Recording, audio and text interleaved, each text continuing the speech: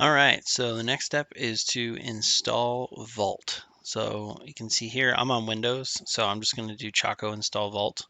Just copy that sucker, and then verify by typing Vault. That really should be the long and short of it. I'm going to need administration, need administrator privileges here. No. There we go. Choco install Vault. And then say yes to all with an A.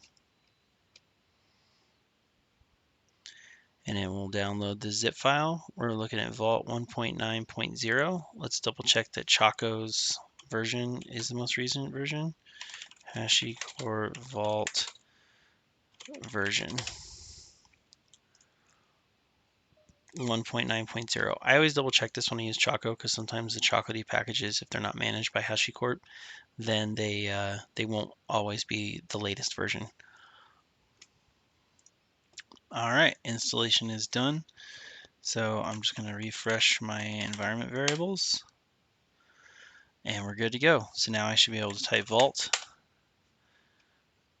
and get some kind of response. Let's wait and see.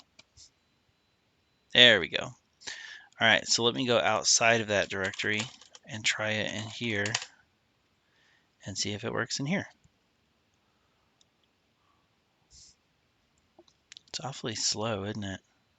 Yeah, there you go, and it does work. So there you go. Now you got Vault installed. You can move on to the next section, and I'll see you there.